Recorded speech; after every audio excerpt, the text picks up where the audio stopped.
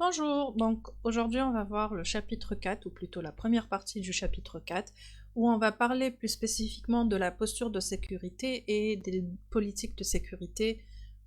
Et pour être plus exact, pour les politiques de sécurité, on va parler des politiques de sécurité informatique. Donc la posture de sécurité a été définie dans le NIST SP 800-128 comme étant le statut de sécurité d'une entreprise en termes de réseau, information et système. Et elle est basée sur les ressources de la sécurité de l'information, par exemple tout ce qui est personnes, matériel, logiciel, politique, et les capacités en place pour gérer la défense d'une entreprise et réagir à un changement de situation. La posture de sécurité va permettre d'offrir une vue d'ensemble sur la force et la résilience de la sécurité de l'entreprise. Elle mesure le degré de préparation à défendre contre les menaces et répondre aux attaques. Donc on veut dire par là que ça va permettre d'avoir un niveau de visibilité sur les actifs de l'inventaire et sur la surface d'attaque. Donc quand je parle d'actifs, je parle bien sûr de tout ce qui est informationnel, mais aussi de tout ce qui est, donc, que ce soit du hardware, du logiciel, etc. Et la surface d'attaque, c'est tout ce qui va pouvoir être attaqué, que ce soit par des attaquants internes ou des attaquants externes.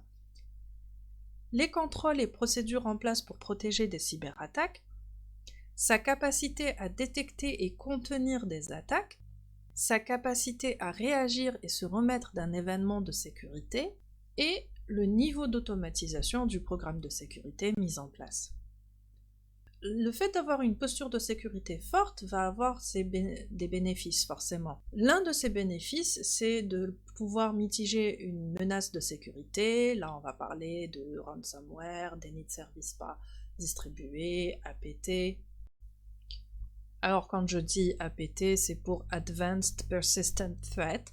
C'est des menaces qui vont être plus poussées, on va dire, que les menaces habituelles, d'une certaine manière. Préserver la confiance client et la réputation de l'entreprise, puisque finalement l'un des problèmes qu'on va avoir en entreprise, c'est la violation de données ou la fuite de données ou le vol de données. Et si on a des violations de données, finalement ce qu'il va avoir, c'est que ça va avoir un impact sur la confiance des clients possibles et ça va avoir un impact sur la réputation de l'entreprise. Donc plus on a une posture de sécurité qui est forte, moins on a de chances d'avoir des fuites de données ou des violations de données, et donc moins on risque d'avoir des incidents de sécurité relatifs à cela, et forcément ça va nous permettre de garder une bonne réputation pour l'entreprise. Améliorer l'adaptabilité aux menaces toujours en évolution. En fait, on sait que les menaces, elles ne sont pas stagnes. Elles ne stagnent pas. En d'autres termes, que ça va changer au fur et à mesure du temps, au fur et à mesure de l'évolution de technologie. Et de ce point de vue-là, notre posture de sécurité, elle doit aussi évoluer et être mise à jour de manière dynamique, ce qui va permettre pour la posture de sécurité de l'entreprise d'être adaptée à un environnement nouveau, à l'environnement dans lequel elle est, et de ne pas se laisser dépasser par les événements. S'assurer de la continuité du business grâce à un plan de réponse aux incidents et recouvrement. Donc nous, ce qu'on veut comme dans une entreprise ou dans une organisation, c'est que s'il y a un incident, que l'organisation ou l'entreprise puisse continuer son travail ou bien puisse reprendre son travail rapidement. Et le fait d'avoir un plan de réponse aux incidents et un plan de recouvrement, ça permet finalement d'aller au plus vite vers une réponse qui soit ordonnée et qui soit étape par étape, où il n'y a pas de réflexion à faire au moment de l'incident. Donc la réflexion sur comment répondre à l'incident, elle se fait a priori quand il n'y a pas d'incident. Et économiser sur les coûts non nécessaires, puisque un incident de sécurité peut coûter cher à cause de comment en fait recouvrir les données. Ça va prendre un certain temps, voire on aura besoin de payer pour cela, à cause des amendes qu'on peut recevoir dues aux réglementations et lois en vigueur, et ainsi de suite. Et donc, si on a une posture de sécurité, on doit devoir l'évaluer. Et une évaluation de la posture de sécurité va permettre d'identifier et connaître la valeur des données, identifier les vulnérabilités, déterminer l'efficacité des mesures de sécurité, déterminer les zones à améliorer, comprendre le niveau actuel de la sécurité et de la résilience de l'organisation, et enfin, recommander un plan d'action pour un meilleur contrôle de l'exposition au risque et le renforcement des défenses. Et donc, on ne va pas juste évaluer la posture de sécurité une fois et dire c'est bon. Non, on doit faire une évaluation régulière parce qu'il peut y avoir des changements dans l'environnement IT qui, même si elles sont mineures, peuvent finalement poser d'autres risques ou bien apporter de nouveaux problèmes, et donc on doit faire cette mise à jour par rapport à ça, donc l'évaluer à nouveau. Et il y a toujours de nouvelles menaces, et donc par rapport à la nouveauté de ces menaces, on doit réévaluer la posture de sécurité, encore une fois. Parfois, il y a d'anciennes vulnérabilités qui vont réapparaître ou vont être réutilisées, réexploitées plus que d'habitude. Et donc, on doit vérifier que ces anciennes vulnérabilités qui sont exploitées à nouveau ne vont pas poser un problème pour notre sécurité. Et donc, une fois qu'on se dit, voilà, il faut que j'évalue régulièrement ma posture de sécurité, pourquoi je dois l'évaluer régulièrement? En fait, plusieurs éléments vont être essentiels pour faire cette évaluation correctement. On doit d'abord avoir un inventaire des actifs.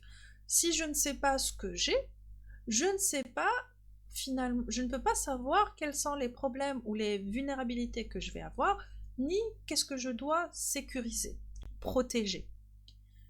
Identifier les vulnérabilités, faire une analyse des menaces, ensuite évaluer les risques. Donc la gestion des risques aussi fait partie de la posture de sécurité. En fait, dans la posture de sécurité, vous allez avoir 5 éléments à l'intérieur, entre autres la gestion des risques. La gestion des risques, la formation et sensibilisation des employés, et ainsi de suite. Et des recommandations. Une fois qu'on a une posture de sécurité de départ, on va dire voilà, j'ai mis en place ma première posture de sécurité, ou bien j'ai mis en place une posture de sécurité, peut-être que c'est pas la première, c'est la deuxième, troisième itération de la posture de sécurité. Il va falloir que je la renforce, puisque son renforcement est aussi un processus continu, et les principaux domaines sur lesquels on va se concentrer vont être les politiques, procédures et contrôles, les formations et sensibilisation des employés, les technologies et la conformité et réglementation. Donc on va voir chacun de ces points un à un. On va parler d'abord des politiques, procédures et contrôles. Ici, c'est un cadre sur lequel l'organisme va opérer. Et il va offrir des directives pour la gestion de différents scénarios de sécurité. Donc les politiques de sécurité sont les règles suivies et appliquées par l'entreprise, et ces procédures-là sont des instructions étape par étape pour gérer des situations courantes. Donc si on parle d'une politique, en fait c'est un peu plus abstrait que des procédures. La politique va avoir des règles à suivre et à appliquer. La procédure ou les procédures vont aller dans le détail pour un scénario bien particulier, pour une situation qui se répète souvent. Et ben on va dire voilà, je dois faire ça, puis ça, puis ça, puis ça. Je prends l'exemple, par exemple, d'un email suspicieux. Imaginons qu'un employé reçoive un email suspicieux. Dans ces procédures, l'employé, qu'est-ce qu'il va faire? Pour avoir dans la procédure qu'il a fait, ou plutôt déjà dans la formation, il va devoir apprendre à qu'est-ce que c'est qu'un email suspicieux. Et ensuite, la procédure à suivre peut être quelque chose de ce style. Quand un employé va recevoir un email suspicieux, la première chose qu'il va faire, c'est transférer cet email à l'équipe de sécurité. Ensuite, lors de la réception de cet email par l'équipe de sécurité, il va y avoir en fait un plan que n'importe quel élément analyste de sécurité qui va être dans cette équipe va suivre. Imaginons que le premier élément, ça va être, première chose, analyse des en-têtes de l'email. Dans l'analyse des en-têtes de l'email, on va vérifier, on vous dit, vérifier est-ce que le champ from et le champ reply to sont les mêmes si le champ reply to existe. Première des choses. Ensuite, on vous dit, s'ils sont différents, que faire? Vérifier, est-ce que l'information qu'il y a dans le champ reply to est cohérente ou est correcte par rapport à des informations relatives qu'on va retrouver finalement dans les serveurs DNS de celui qui a envoyé l'email, par exemple. Et j'en passe. Donc tout ça, on va gérer étape par étape, on va dire étape par étape dans cette procédure, qu'est-ce qui doit être fait.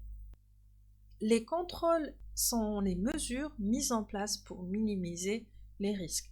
Parmi les contrôles, je peux prendre par exemple le fait que seuls les administrateurs ont le droit d'accéder aux serveurs web, par exemple. Au serveur web en mode pour configurer, pour modifier la configuration du serveur web. La mise à jour et révision doivent être faites régulièrement. Ensuite, on va parler de formation et sensibilisation des employés. Donc, les employés doivent pouvoir reconnaître et gérer les menaces potentielles et mettre en œuvre des programmes de formation réguliers pour que finalement, rafraîchir leur mémoire, mais aussi s'il y a de nouvelles menaces dont ils peuvent être les cibles potentielles, mener des campagnes de sensibilisation sur les meilleures pratiques. Et finalement, en faisant des formations et sensibilisation des employés, ce qu'on veut faire, c'est transformer les employés d'être un point de compromission potentiel en une ligne de défense active. Ils vont faire partie, ils vont être là pour défendre aussi le système d'information de menaces possibles. Ensuite, on part sur la technologie. On doit avoir des systèmes qui soient à jour et décommissionner les éléments obsolètes ou non utilisés et faire de l'automatisation des réponses aux événements de sécurité pour réduire le temps de réponse aux incidents. Alors parfois, on va se retrouver dans une situation où je ne peux pas décommissionner ou bien je ne peux pas mettre à jour un certain système parce qu'il y a un logiciel qui est clé dans le business de l'entreprise, pour le travail de l'entreprise, qui ne peut être installé et qui ne fonctionne que sur une ancienne version du système d'exploitation, par exemple, et qu'il n'y a pas de mise à jour de ce logiciel.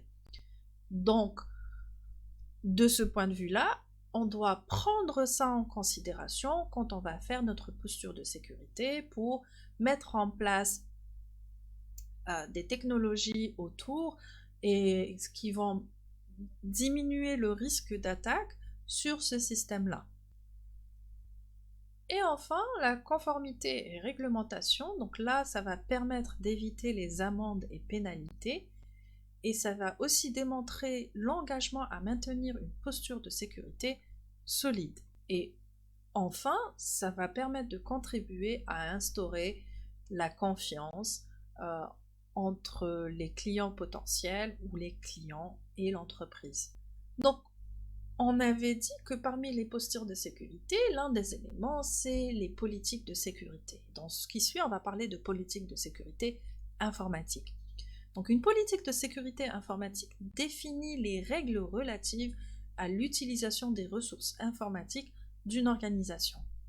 Une politique de sécurité informatique doit être basée sur les objectifs de l'entreprise, la politique de sécurité de l'information et la stratégie de gestion des risques. Et donc une organisation peut avoir plusieurs politiques de sécurité informatique qui vont cibler des publics différents et traiter des risques et des appareils variés.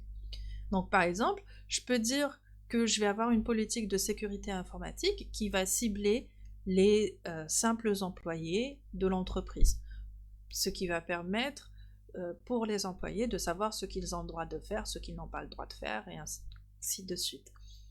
Et une autre politique de sécurité pour ceux qui doivent gérer finalement le parc informatique, que ce soit les administrateurs des bases de données, serveurs de bases de données, administrateurs des serveurs en général, et ainsi de suite.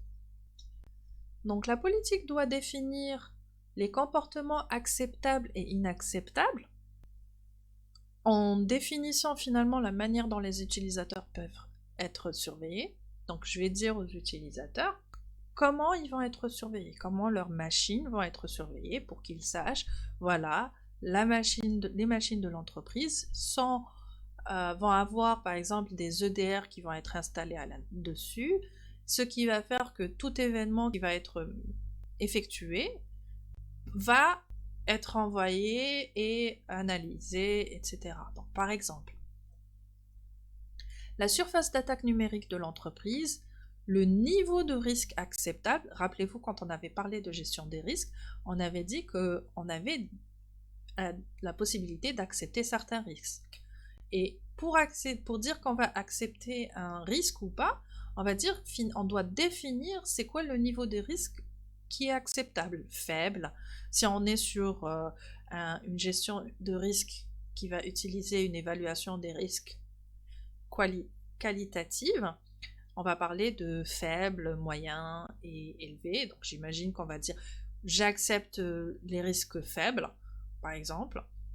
Ou si je suis sur une gestion de risque quantitative, et là je vais mettre en place quel est le chiffre exact sous lequel je vais dire j'accepte les risques qui vont avoir un impact inférieur à tel chiffre, par exemple. Les contrôles d'accès et les conséquences potentielles en cas de non-respect des règles. Donc si je reprends par exemple, le premier point, j'avais donné comme exemple qu'il était interdit aux employés d'accéder à des sites pornographiques.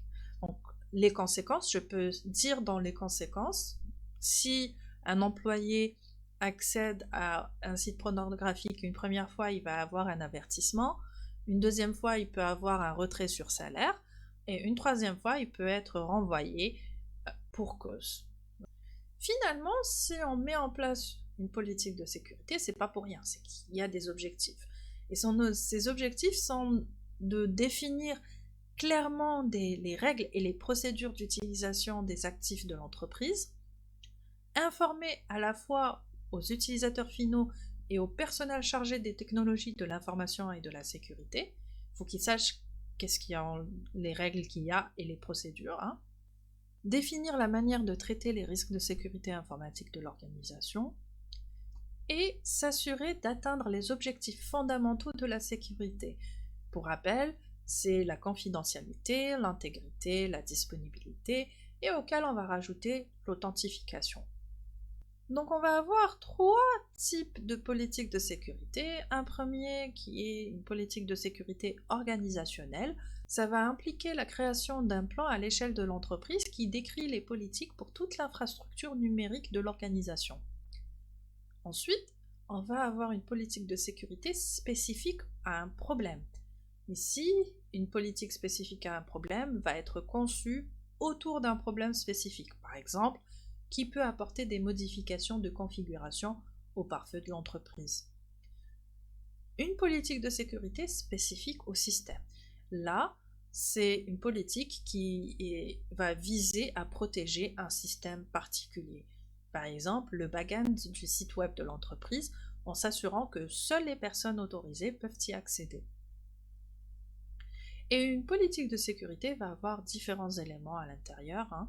Vous avez la politique de sécurité qui parle de l'utilisation acceptable. C'est là où on va retrouver ce à quoi les utilisateurs sont autorisés à faire avec les systèmes informatiques de l'entreprise. La gestion des changements, donc quel est le processus de déploiement, de mise à jour et de retrait des actifs informatiques. La conservation des données, combien de temps les données peuvent être conservées et comment les éliminer correctement.